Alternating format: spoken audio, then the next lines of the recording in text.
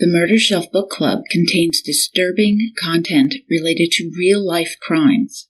Listener discretion is advised.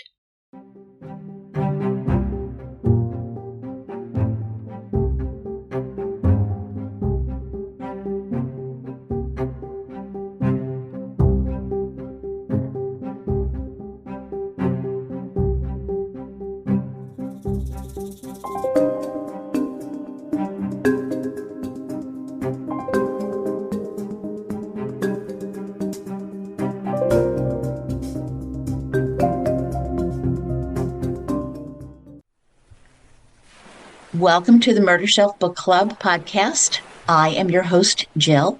This is episode 95, Gilgo. Today, we have a special guest and a dear friend of mine, Christine Dana, from My True Crime Obsession podcast. We just saw each other at CrimeCon 2024 in Nashville, which is another reason I love CrimeCon so much, seeing friends and catching up. This woman is a marvel. Her live feed commentaries have taken her to Gilgo Beach, to the home of alleged Long Island serial killer Rex Heuermann. She is the authority in my mind on all things LISK. And we are going to really get into the Long Island serial killer case today by someone who has walked the turf. And I'd like to introduce you to Christine Dana. Hey, Christine, welcome to the podcast. Thank you so much. I figure you are the LISK person that I know. Thank you. Well, it's so true. I mean, it's your neck of the woods, and you're on it. I can't keep up with all the crap going on in this world. It's terrible. And let me tell you, there's been a lot going on. I was in court with him last Thursday, and since then, there's been even more stuff that's transpired. And so, yeah, it's crazy. Tell me how you got into all of this. Well, obviously, I live on Long Island, and it's been something that's been ongoing for quite some time now. I guess with Shannon Gilbert going missing on May 1st, 2010, it hit the news because with that one, her mother got involved, Mary Gilbert, a couple days after Shannon went missing. Shannon went missing in an area of Long Island called Oak Beach, which is a sleepy little beach community. It's very secluded. It's very difficult to get there. You have to cross over a bridge, and it's almost on like a island in itself. It's like, an island off of Long Island. It's actually part of Fire Island. Apparently, Shannon Gilbert went there on the night or the early morning hours of May 1st, 2010. She was, a sex worker. She was there to meet a man named Joseph Brewer. She went missing that night. And then it hit the news because she had family, obviously, that was very concerned about her going missing. And her boyfriend at the time was very concerned about her going missing. And they went back to Oak Beach to try and trace what her last steps and what may have happened there. Right. She went missing. The way her mother was notified was that she received a phone call from a man named Dr. Pewter Hackett, who lived in Oak Beach. And he's a very shady character, a big background story on him, but he likes to integrate himself into different news cases where he's not necessarily supposed to be involved. And I was going to ask you if you thought he was one of those who's a publicity hound who just wants to be in the middle of everything going on, and here this girl goes missing in his backyard, and I just don't think he could help himself. Yes, that's definitely true, but there's more to it than that. Tell me. Yeah, Dr. Pewter Hackett actually worked for Suffolk County Police Department. He was a medical examiner. He likes to boast about himself. I mean, he claims that when Flight 800 went down back in 1996 off the coast of Long Island, that he was there recovering bodies and, he was saving people from the water. There was no one to be saved. I mean, unfortunately, so many souls died in that plane crash. There were no survivors. Oh, boy. Kind of, pretended that his role was so important. Well, Suffolk County, it hit the media. Suffolk County Police Department basically fired him and said, listen, hey, you're making up stories. This is crazy. And he was a medical examiner. He is a doctor. I mean, if you listen to all the rumors that circulate and stuff and what was going on in Oak Beach at the time, apparently he was like the guy to go to if you needed medicine or any other kind of drugs. You went to Pewter Hackett if you lived in Oak Beach. Yeah, he would supply the community with drugs and everything else. But but he was also he was the president of the Oak Beach Association, which is important because he actually was in control politically of that town. He was in control of the video cameras, and one of the things that's important to note, to get into Oak Beach, you have to pass through a security gate, and there are cameras there, and he was in charge of the security gate. So it's supposedly Shannon Gilbert, when she was running for her life that night, trying to escape from Oak Beach, had ran past the security cameras. Unfortunately, there is no documentation of that. There is no videotape of that because the videotape was either over or missing a couple days after Shannon went missing. There were depositions. He was in depositions. Dr. Peter Hackett, he lied about what transpired that night. He has different varying stories. And then he gets on the phone and he calls Mary Gilbert a couple days after Shannon went missing and said, I run a wayward home for girls and I haven't seen Shannon in a while. Do you know where she is? Now, how did he know Mary Gilbert's number? How did he get a hold of her? Why? Yeah. So a lot of questions come up. I mean, it's very scary to think about him. That's ballsy. I mean, here this girl goes missing. Her family's frantic. They're out at Oak Beach. They're looking for her. And this guy inserts himself, which we know can be a characteristic. Inserting yourself into the investigation. And he messes with don't mess with the family. Yes. Do not mess with the family. That's right. That's right. Yeah. I mean, sadly, Mary didn't even know that she was missing. And here, he is calling her and reaching out to her. I mean, to find out that way, And now, to compound the situation, when Shannon was eventually found and her remains were found, I want to say in December of 2011, but they were found about a year and a half later, so on December 13th, 2011. They were found about 50 yards behind Peter Hackett's house in the marsh, in the swamp, in the brush. For anyone that's very unfamiliar with that area, it lies right along the Atlantic Ocean, the Great South Bay.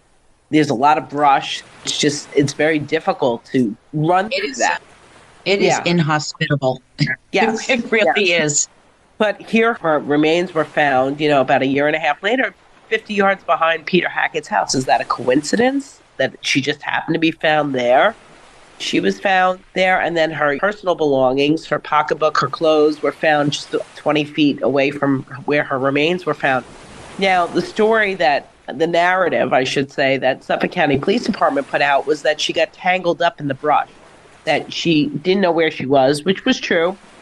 She was disoriented, and that brush kind of borders Ocean Parkway, which is the main thoroughfare, the main roadway to get in and out of Oak Beach. So she probably heard traffic and was heading towards the highway. But it's so hard to get through that. It's so thick. I mean, you're dealing with all sorts of wildlife and just plants, and it's not a swamp. It's kind of like brush. I don't know quite how accurately to describe it, but there's no way to get through it. You could only get a couple feet in before you get tangled up. But they claim that that's what she did, that she was running and that for some reason she took off all her clothes and put it down beside her, and then she got tangled up in the nude, and that's where she was found. So it's very disturbing. It's just, I feel for her family. It's inexplicable. And they talk about drug use and stuff. Again, if you're looking for the highway, if you hear the sounds and it's very dark, and I'm pretty sure it's very dark out there, you may not realize what you're running into. Yeah.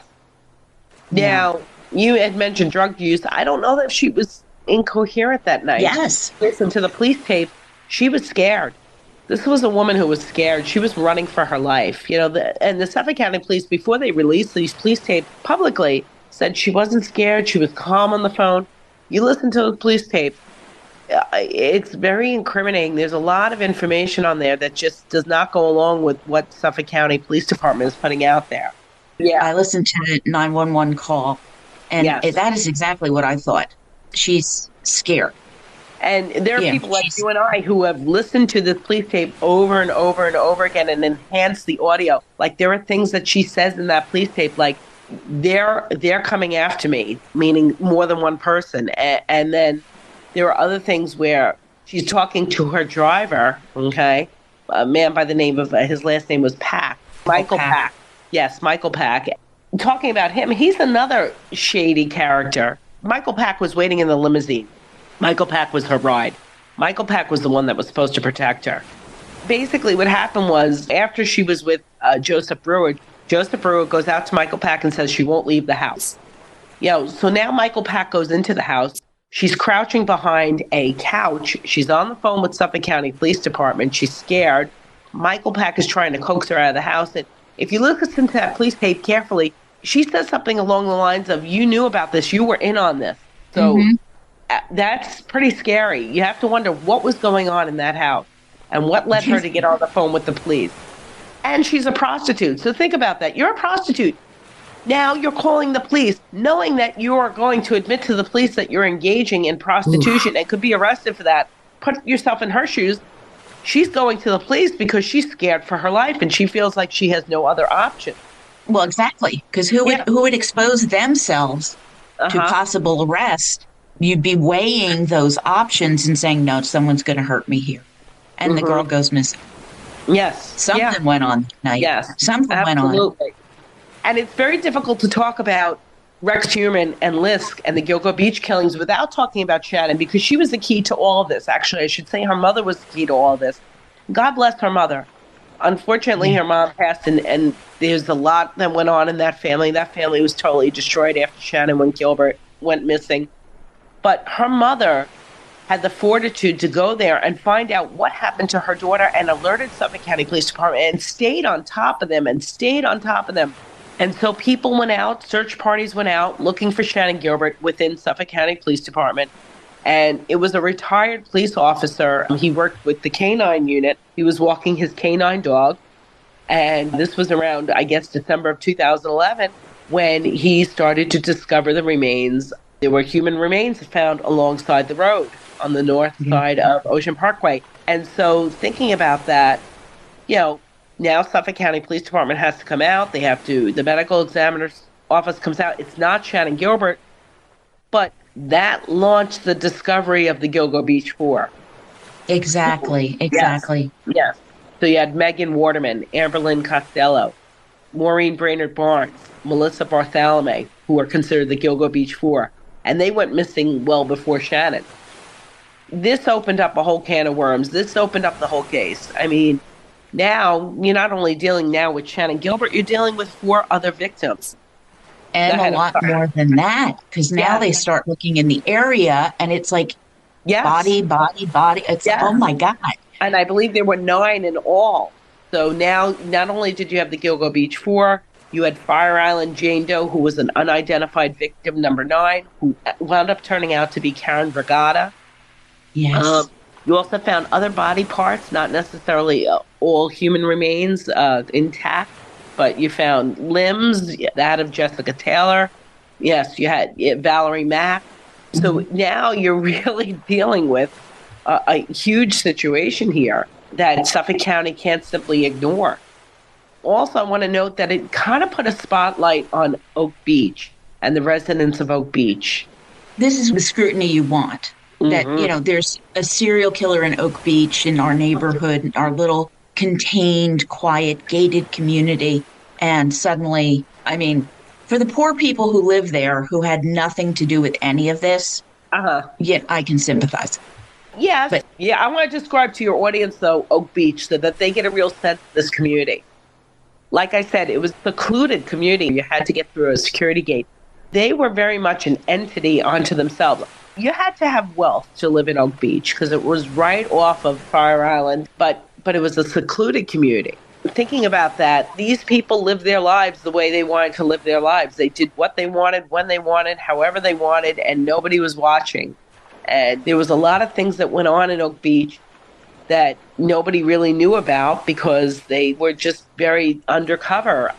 Here they are living their lives, free for all, and then all of a sudden this happens, and now spotlight is on them and things are starting to come out about the residents that live there, and it's not good. The publicity was not good. A lot of the key players, people who Shannon came in contact with that night, left the community. the media did not portray that community in a good light, and for good reason.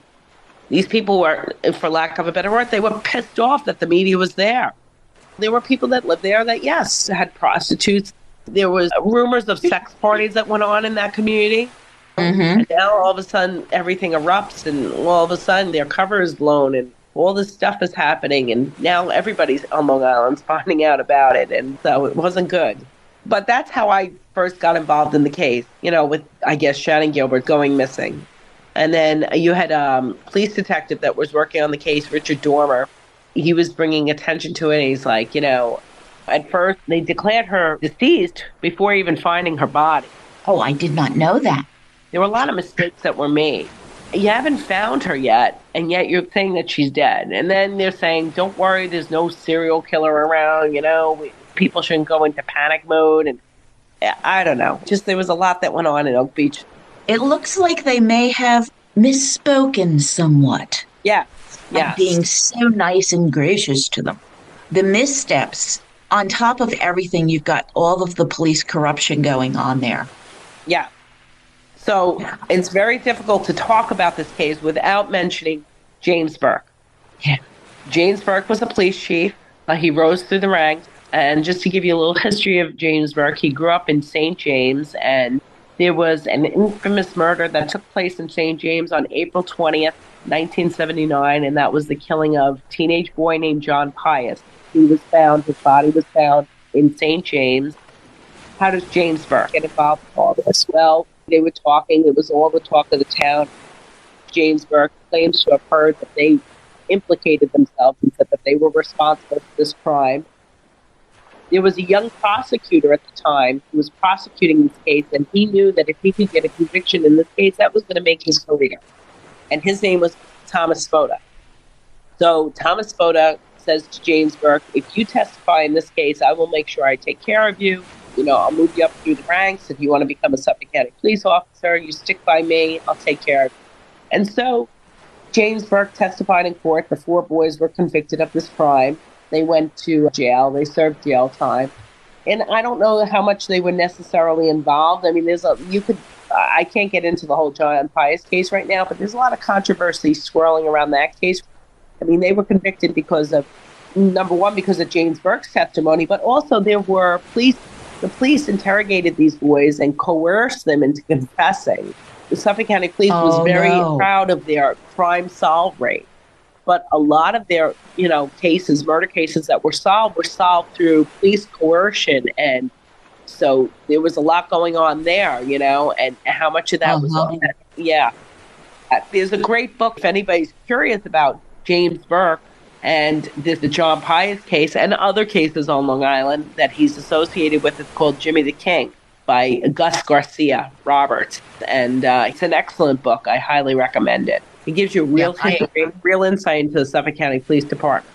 Yes, I haven't read all of it yet. I've got halfway through it. Yes. Jimmy the King. Yeah. Yeah, very good. Excellent book. I actually met him, Suffolk County, East Hampton had a Whodunit Festival, and he was there back in April, and I got the opportunity to meet with him and speak with him. He was great. Now, James Burke, 14 years old when he testifies in court, and he becomes Thomas Spoda's right-hand man. He basically was hanging out at the Suffolk County Police Department and he's only like a teenage boy. He's rubbing shoulders with all these people, and he moves up through the ranks. He became a New York City police officer, but he really wanted to get a job in Suffolk, and he had the right connections. And after a couple of years of doing them, on the job, he wound up getting transferred, or he applied for Suffolk County Police Department, got the job, moved up through the ranks. If you look at his history, this is a man who actually would associate with prostitutes. His girlfriend was a prostitute, Loretta Rittenbacker, and he would have sex with her in police cars. And he did crack with her, smoked crack with her in a house in Ronkonkoma. This man knew the right people, kept the right people around him, and wound up moving through the ranks up to becoming police chief. Now, Internal Affairs opened up an investigation on him before he got promoted to police chief, because they knew that he had a pretty nefarious background, that if they didn't do investigation on him, people were going to call it into question. But Everything was swept under the rug. He kept the right people around him, police that were like screw-ups, but, they were given a second chance. They called police officers that were friends with him his palace guard, if that kind of gives you a sense of what we're dealing with here. Well, if they've screwed up and he's pardoned them, being Jimmy the King, yes, they're now beholden to him. Exactly. Salaries, their paycheck, their careers, they become his minions. Yeah, his palace guard. Exactly. Yeah. So, they owe him his life. And if you ever crossed him, James Burke, oh, God help you. Yeah, you would lose your job. You would lose your pension. He would destroy you. He would destroy your life.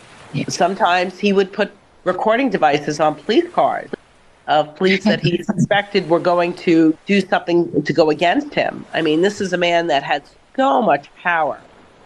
He was in power, unfortunately, when Gilgo Beach happened. He was police chief, and the FBI wanted to come in and offer their services, and because Shannon Gilbert crossed state line. She came into Jersey City. Who does the FBI wanted to get involved, and James Burke wouldn't allow it. And I think part of the reason people are like, well, why wouldn't he allow it? Why wouldn't he allow it? Like, was he involved? And so his name was always touted for a number of years as being a suspect in the Gilgo Beach killing, or knowing or killing Shannon. Or I've never believed it, but I think a lot of the reason why he did not want the FBI there was because once the FBI started uncovering things, they may have uncovered a lot about James Burke. And he didn't want to be under the microscope and have his whole life dissected. He wanted to do what he wanted to do, and that was it, There's a lot there to find. I have heard that he was involved in some of these sex parties. Yes. And who else is involved in sex parties? Rex Heuermann. Yeah. Allegedly. This is all allegedly, I really do wonder. I have no idea how big that particular swinging community is.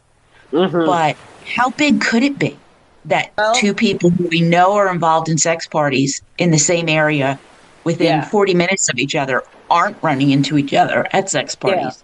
I'm trying to make the connection between Heuermann and Burke and whether or not they knew each other. As of right now, I can tell you that I don't see any connection. Who knows what the future holds in store? I mean, God bless the current administration that is in Suffolk County Police Department. You have Suffolk County District Attorney Ray Tierney, and I have to give him props because he is just doing an amazing job. I mean, this case should have been solved many, many years ago, and unfortunately, because of the police corruption, because of other factors that were involved, it was stalled for a number of years. But Ray Tierney is doing such a great job with really cracking down and releasing information and getting the search warrants and everything else that he needs to do to get this case solved. Now we have Rex Heuermann as our chief suspect, and he's in jail right now, awaiting trial. And they have the DNA evidence to convict him. So let's hope that happens. Again, I totally agree with you. God bless that man for just working the evidence. But a lot of what I've read about the cell phone data, that goes back 15 years. Oh, yes. And it was there. You're right. This case could have been solved then. The eyewitness who, I believe it was Megan Waterman, saw her getting into such and such a vehicle. Yeah, that was Amberlynn Costello. So I'm sorry. Yeah, that's okay. Amberlynn Costello had lived in West Babylon at the time. I think it was on America Avenue or something like that. I don't have the exact address on the top of my head. But it was September of 2009. What happened was she was doing an in-service call with Rex Heuermann. In-service meaning that Rex Heuermann was going to come to her house and they were going to do the transaction at her house. She lived with a gentleman that was like a boyfriend, at the time. And what she did was she basically swindled Rex Heuermann out of his money. So Rex Heuermann comes to the house. She does this whole ploy where she's going to have sex with him. He gives her money, and she did not complete the transaction. As they started to, get involved, the boyfriend comes in and startles Rex Heuermann and says, "What are you doing with my girlfriend?" "That's my girlfriend, Rex Heuermann obviously runs out of the house. So now the boyfriend has a description of what Rex Heuermann looks like, okay? Sees the vehicle that Rex Heuermann was driving. There it is. And I guess a little while later, Rex Heuermann called Amberlynn Costello and said, that wasn't very nice of you. You still owe me. So I believe it was a day or two later that Amberlynn Costello agreed to meet with him again. But this time it was going to be an out call, meaning that she wasn't going to stay at the house, that she was going to travel with Rex Heuermann to a hotel or wherever and complete the transaction. So they meet a little further up from her house on a street corner. He goes to pick her up.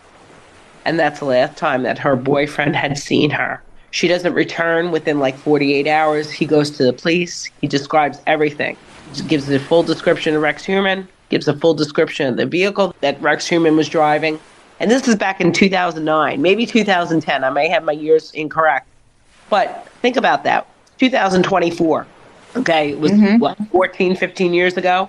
And the police had this information and didn't really follow up as they should have with this. And they had the cell phone data as well. Cell phone towers in that area. They knew where the calls were coming from, even though he was using burner phones. Huh. Yeah, it's very infuriating. And you have to ask yourself why. So let's look at this. Why is Suffolk County Police Department not following up as they should, or not being vigilant in really investigating this case? And it's because, let's be honest, because it was sex workers. For any of your followers, and I'm sure there's a lot of them, they are a population that is often targeted because they're a forgotten population. They are the forgotten victim. It's almost like their life is less worthy because they're, the fact that they are a sex worker, which, bothers me on such a level, because these people, they had a life, they had family, and that wasn't their sole job. This was something they did on the side. These people were struggling to make a life for themselves. I'm not going to judge them for what they did. Some people might not hold them in high regard for choosing to be sex workers, but these women were struggling to make a better life for themselves and for their families. And they did come from families. And, oftentimes for me, when I think of a prostitute or sex worker, I think of a woman hanging out on 42nd Street in Manhattan, waiting for cars to pass by. That all changed with the internet and technology. Now, these women can work right from their homes, putting ads onto social media and doing meetup. It's not like it was back in the 70s and the 60s and whatnot, and even the 80s. Like, everything changed with technology. A lot of these women had other jobs. This was just extra income for them. Yeah. The loss of life, of human life, is a tragedy. Every victim should be afforded the respect of being a human being. I agree. They weren't excited about these missing women because they were sex workers is offensive. It's that simple. And anybody who goes missing, anybody who is murdered, deserves a robust investigation into what happened, period. Yes, I agree. If nothing else, I hope that is some kind of legacy that comes out of this. That we can look back and say, hey, it really changed. And I don't know if we're there yet. I'm with you on that. We are 100% on the same page. Yeah. And you learn about these women and their backgrounds, and they had rough starts. I mean, poor Amberlynn, I won't get into it too much. She just had a rough life. She wanted so much more, and she was loved. Her boyfriend was in court on June 6th. I saw him there. My heart aches for him. My heart aches for all the victims' families. They love these women. They deserve so much more. He's still showing up. Yeah. He cared enough that he was just in court. Yeah. Yeah. What does that tell you? I know. I mean, and he's had a tough life too, because it's hard. I get emotional because he feels so guilty about the fact that he didn't stop her from meeting Rex that second time. That she went off with Rex. Yeah. And had she not done that, she might be alive today, and he lives with that guilt. It eats away at him, and it's just so sad. It just bothers me because these women deserve justice. Their families deserve justice. They deserve answers. And it's sad. I'm happy that he's behind bars. He was arrested on July 13th, 2023. And it broke in the news, I guess, the next morning. And I'm a school teacher, your audience, if they don't know. So I was off during the summer, and it was a Friday morning, July 14th, 2023. I decided to sleep late that morning. And what do you know? I wake up and my phone is blowing up. And everyone is calling me, and they're like, Christine, put the news on. News 12 Long Island. They're like, put on the news, check your phone. I'm like, what's going on? They're like, they caught the Long Island serial killer. And I was just mystified. I was like, you got to be kidding me, you know? And Rex Heuermann, the house pops up on the screen. His name is being floated on the media. It was in Massapequa Park. I live about 30 minutes away from Massapequa Park. I literally put some roll-on on. I just throw some clothes on quickly and I go to his house because I feel like I had to be there. I've been there with this case since 2010. I'm like, I've got to go there. I've got to be there. I've got to see this for myself. So I show up to the house, and I don't mean to laugh about this, and it seems comical, but it's tragic also. So when I arrived at the house, there was police tape all around. But there were people out there in beach chairs behind the yellow crime scene tape. It was like going into a Jimmy Buffett pre-concert party. Like, there are people there everywhere, and they're just hanging out. And I was just like, oh my gosh. But it was, a lot of it was people in the community, neighbors. A lot of it were people who were true crime buffs like myself. And a lot of it were people who had been following this case for a number of years. The media was out there in full force. I had met a couple of people there that I still maintain a friendship with today. Kristen Thorne from Eyewitness News was there. She had covered the case at CrimeCon 2023 in Florida, in Orlando. But she was there, and I heard rumors. I was like, oh, he's going to be brought into court at 1 o'clock that day in Riverhead County Court.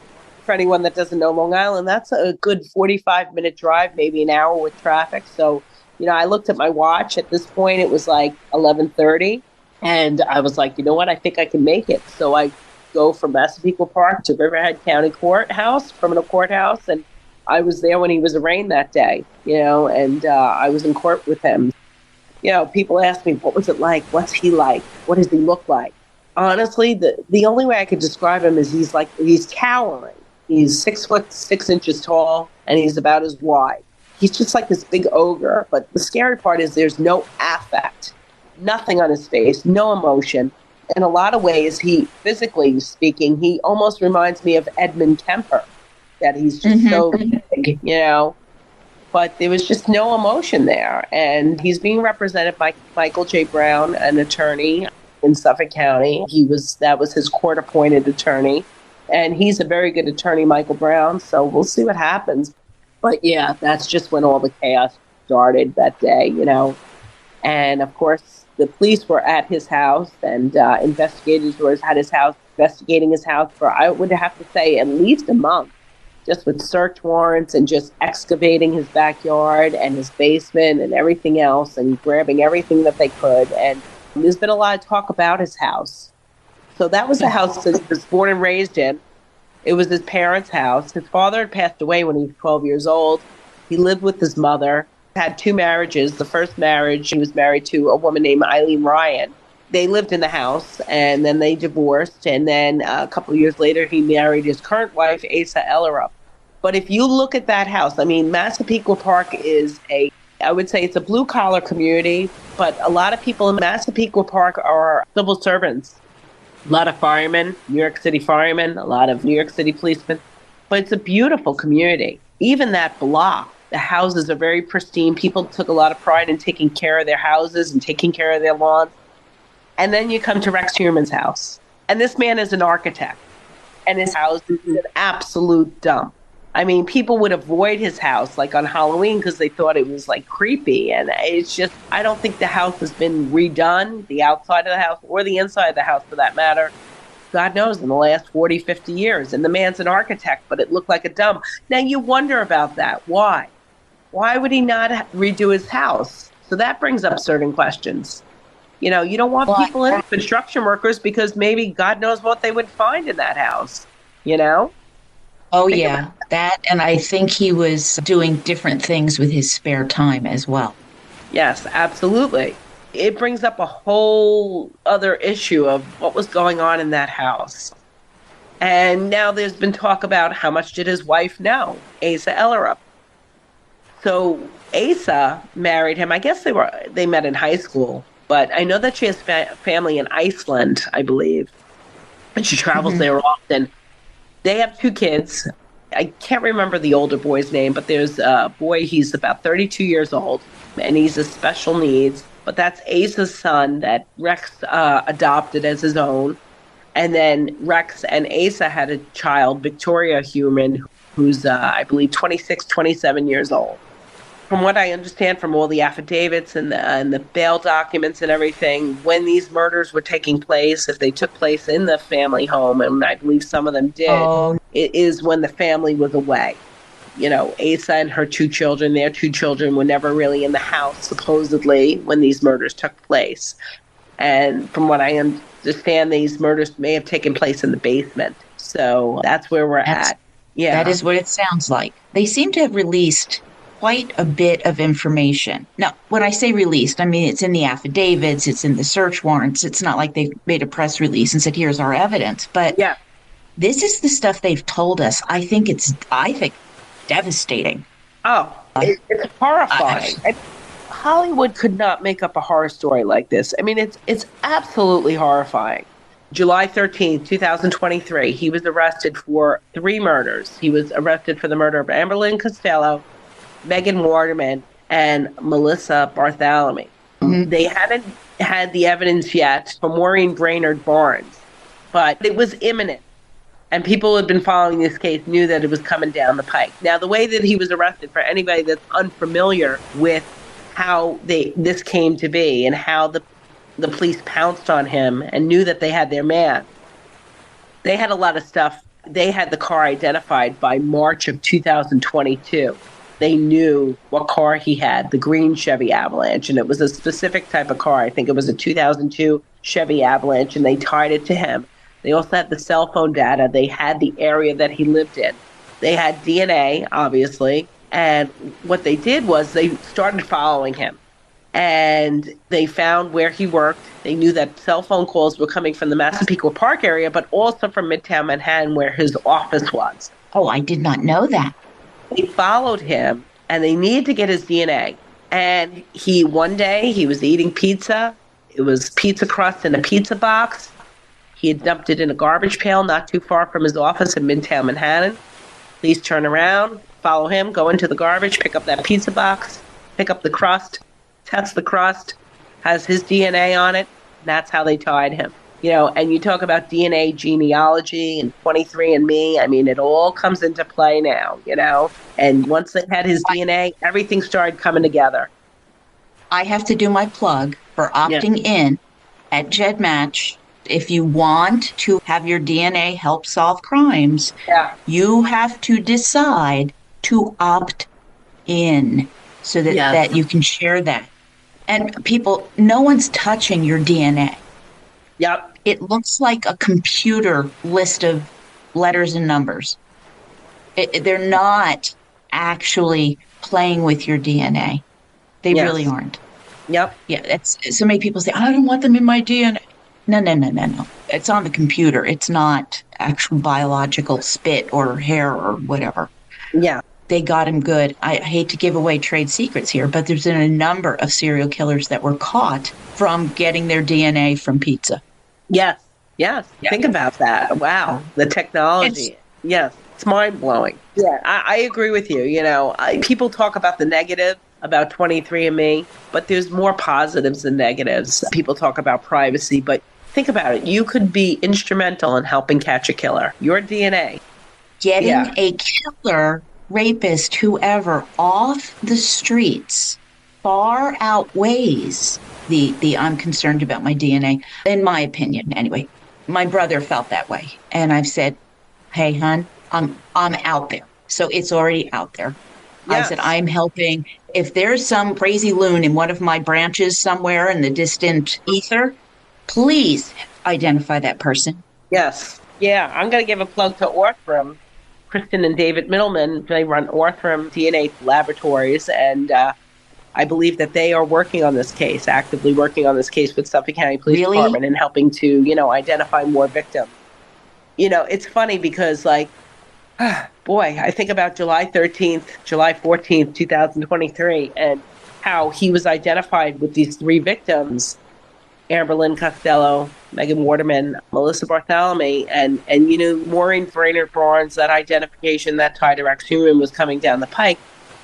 But all this stuff is coming out about Rex Heuermann, how he has property in Las Vegas, he has property in South Carolina, his brother is in South Carolina. I think he has property in Massachusetts, Rhode Island, possibly. So now they start looking at missing women there, or women that are deceased and unidentified, or how their killers are still not caught in those states. And now all these rumors are starting to circulate about maybe he's responsible for those, So now the County Police Department is trying to work with different police jurisdictions all throughout the country. The FBI has now stepped in, and holy cow, we could be looking at another Ted Bundy. I think about that and I'm like, my goodness, this guy could be responsible for so many murders. And that was a year ago. And now here we are a year later. And the connection to Maureen Brainerd Barnes was made. They identified Karen Bragada. He has not been tied to that murder yet, but who knows? And she was another one whose body parts were found on Gilgo Beach. But he's also been tied now to Jessica Taylor and Sandra Castilla, who are two other victims. Their body parts were found in Gilgo Beach, but most of their body and their remains were found in Manorville, and that's where they were killed. So you're dealing with different areas of Long Island now. We now know there are definitely multiple dump sites. Oh, yes. And I think what's important to note for your audience is what came out in court on June 6th. And I went to Riverhead County Criminal Court building on June 6th because I knew that was going to be a big day in court. There's been a lot of court dates that he's had appearances since his original arrest last year, but a lot of them have just been updates. But I knew that I had to be in court on June 6th because I knew that he was going to be charged with 2 more crimes. So I knew it was going to be a big day in court, and it was. But I think the thing that really blew everybody away was that he had a manifesto, and that came out in the bail application documentation that was presented in court that day. I want you to know I'm sitting here with just chills all of a sudden, just ice through my body. You talk about a detailed and organized serial killer. He fit the bill. It just blows me away how much research he did. I mean, I could go through the bail application with you, but he talks about pre-killing, the post-killing. He talks about how to target his victims. He talks about what he's going to do when he gets his victims and how he's going to kill them. And then he talks about how he's going to dispose of them. And I'm sorry, I don't want to get too graphic, but he talks about how he cleans out the body cavities, how he needs to decapitate them, and how he needs to cut off their legs and their arms and their feet and dispose of them in other areas so he doesn't get caught. You and I were both at CrimeCon, okay? You and I both met John Douglas from the FBI, okay? He started the Criminal Behavioral Science Unit, and for anyone that's not familiar, I mean, this man is a pioneer of the FBI. He really got into the whole psychology and how to really get into the psychology of serial killers and how serial killers think and how they target their victims and how to really identify serial killers and profile them. How to do it in a way where the psychology is useful to law enforcement. Yes. It's wonderful to sit there and say, oh, well, he's a narcissist or he's a psycho. Well, that's nice, but how do you go about finding this guy? Yeah. Well, John Douglas says to understand the artist, you have to look at the art. That's right. And just the designation of organized, disorganized, and mixed in going through that and determining, what happened here. Was it just haphazard? Someone just took an opportunity and picked up a knife from somebody's kitchen? Or were they bringing duct tape? Did they have gloves with them? Did they write everything down in a manifesto? Thank you very much, which is so handy in prosecuting this guy. That was John Douglas who worked with that, and Rob Ressler and Ann Burgess. I mean, we had Douglas and Ann Burgess together in I know. Oh, yeah. Oh, pinch me. It was amazing. Well, but go ahead. I interrupted. No. The reason I bring that up, why I brought him up, I mean, here, both of us met him on, I believe it was Friday, May 31st. But now in this manifesto that I'm reading, John Douglas's name is in the manifesto because Rex Heuermann read his book Mindhunter and read some of his other books, and it's in the manifesto. He actually studied John Douglas to become a better serial killer. And I'm like, oh my God, I just met this man, and now there's the connection between John Douglas and Rex Heuermann. I mean, it just blew my mind. It is Yes, frightening to very. me that we have the continued research looking into serial killers, and then it gets published and books get written.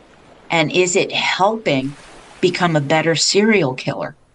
Yeah. It's chilling to think about that. Well, fortunately, I guess, I think a lot of these guys don't do what Heuermann did, but there's been enough indicators that, you do find serial killer books in the home of serial killers. Oh, absolutely. Yeah. Absolutely. So, and now I'm listening to the press conference that took place after his court appearance on June 6th. Ray Tierney is talking about it. And I just couldn't help myself. I reached out to John Douglas that day and I said, I just want you to know that this is what transpired, that this man had a manifesto and he talked about you in the manifesto, and Suffolk County District Attorney is in a press conference right now talking about you as we speak. And he said it doesn't surprise him at all, that this happens quite often. I mean, the irony of it all, it just blew my mind away, and yeah, that was something that came out in his manifesto. So yeah, he is charged with 2 more killings. I'm sure that there's going to be more to come, unfortunately. Or fortunately, now that they have him behind bars. Yeah, I think there'll be a lot more. I have to agree with you. And I think this is going to go way beyond Long Island. Oh, absolutely. I can't imagine that wouldn't. There's questions that are coming up now. Investigators are now starting to rethink a lot of things. And one of the things is the dead prostitute from just outside of Atlantic City, New Jersey. I believe there were 4 victims. They were killed in the same manner.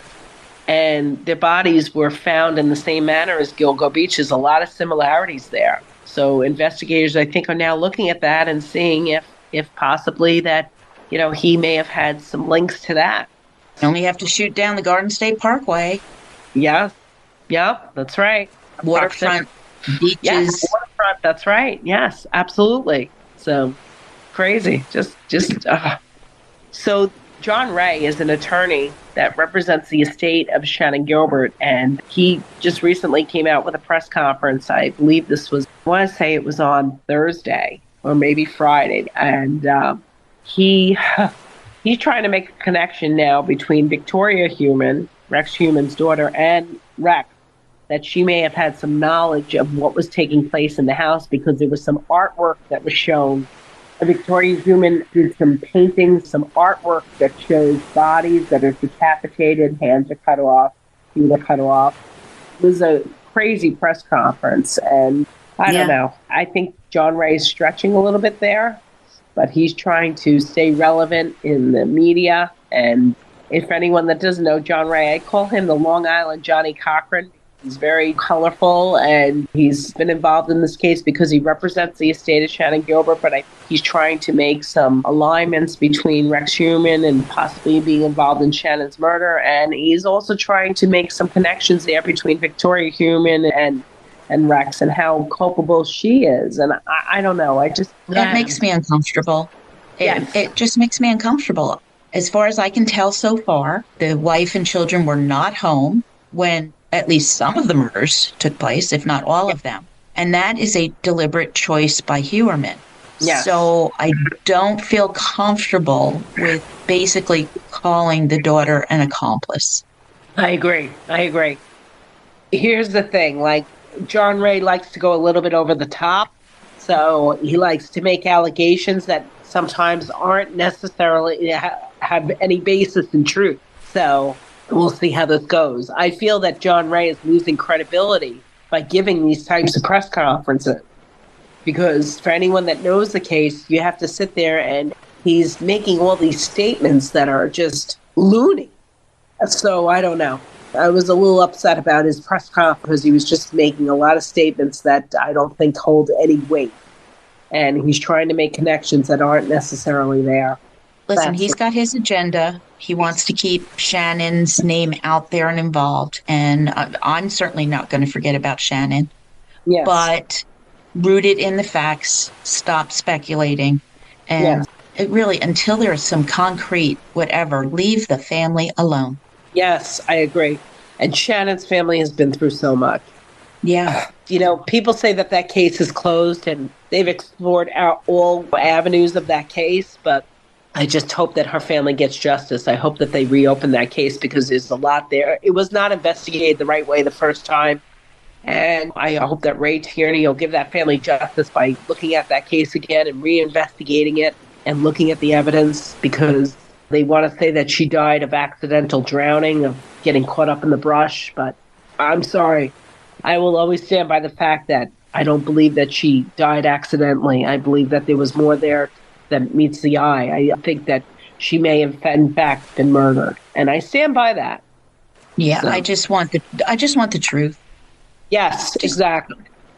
And I understand what a big ask that is. Because we don't always get what we want. That's right. That's right. But this isn't over. Thank you for coming on and talking about all of this and summarizing things so beautifully. Yeah. There's going to be a lot more coming down the pike. And I think your advocacy for the families, the victims, and just informing us, me, my listeners, your listeners. Tell me about my true crime obsession. Oh, thank you. So, yes, I've been attending CrimeCon since 2018. CrimeCon's been around since 2017. I missed the first year of CrimeCon because I only found out about it, I think, a week after it happened. My friends were like, "Did you go to CrimeCon?" I'm like, "What's CrimeCon?" And they explained it to me. I said, "Oh, my goodness." I said, "I can't believe I missed it." Same. I did exactly the same thing. Yeah, so I started attending CrimeCon. My first one was 2018, excuse me, in Nashville. And what I love about CrimeCon is the victims advocacy groups that are there, that it's all about the victims. People are like, "Oh, is it like Comic-Con? Like, can you dress up?" And I'm like, "Absolutely not." I said, "You have to understand, this is focused on the victims. It's focused on solving crimes. You have people there from all different facets of law enforcement. You have victims or victims' family members in the audience, that they're looking for answers." And so I just became so energized by it and just so passionate about it that I decided, you know what, I need to do something with this, because I've been studying crimes for quite some time and trying to get the word out there about certain crimes and missing people. And I said, I need to really just start something. And so from that's where the roots of my true crime obsession emerged. I started a Facebook group, My True Crime Obsession, and you can find it right on Facebook. And from there, I started to branch out a little more. When Rex Heuermann got arrested last year, everyone's like, "Christine, you have to start a podcast." I said, "Okay, well, let me see what I can do." And I met somebody actually at Massapequa. He said, "I do recordings in a studio. You should use the studio." And I said, "Okay." And I just started doing some recordings. My podcast just started last year. It's very crude, but there's a lot to learn. There's a big learning curve, but I'm learning as I go. And I like to focus on crimes that are pretty central to Long Island, but there are other crimes as well. But a lot of my attention is focused on the Rex Heuermann case. You are my LISK expert. Thank you. There's no question. Expert I am, but I'd be happy to share with you. I have the link to the bail application from his June 6th court appearance, and I'll be happy to share that with you if you want to share it out to your audience. It is public information, but it gives you information about his arrest last June 6th and Sandra Castillo and Jessica Taylor, and it also gives information about his manifesto, and it really gets into deep detail. We just kind of covered the surface stuff today, but if you want to find out about the manifesto, I can provide that link for you. Oh, absolutely. I will put it on my blog when this goes out, and I'll make sure that people have access to it and to your podcast. Yeah, I can't thank you enough. Oh, well, thank you. It was an honor. I really appreciate it. I appreciate having the opportunity to speak with you about this. I'm just going to leave it on this note that if any of your listeners reflect on this case, please remember it's always about the victims. Please keep them in your thoughts and prayers. Please keep their family members in your thoughts and prayers, because they're still fighting for justice and they're still waiting for answers. And they're finally getting their day in court. And I hope that Rex Heuermann will pay for his crimes. So thank you so much. Absolutely. Thank you, Christine. You have a wonderful rest of your day. We'll be in touch, girl. I love you. Sounds good. Love you right back. All right. All Take right. care. Thank Bye-bye. you. Well, that was my interview with Christine Dana. And please check out her podcast, My True Crime Obsession. It's on YouTube. I will also link it on my blog. She is so remarkable. We met at CrimeCon Nashville in 2018. My voice is still not good from CrimeCon, guys. I'm trying. I really am trying here. And she is just a remarkable human being and in it for the right reasons. Ethical podcasting in true crime is really, really important.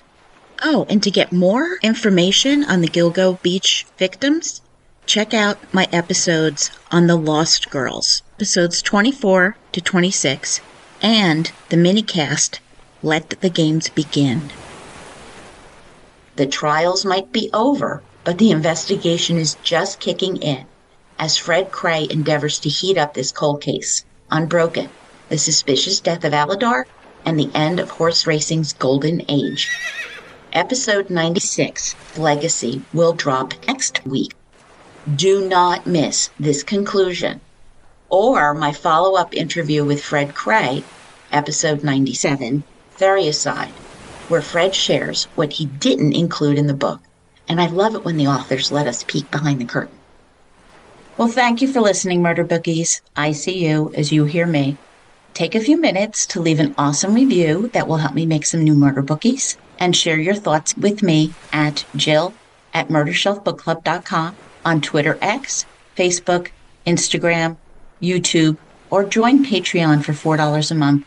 Links are on my blog at www.murdershelfbookclub.com with sources, photographs, show notes, and anything else like links to Rex Heuermann's affidavit that Christine is going to send to me. Always trust your gut and lock your doors and windows.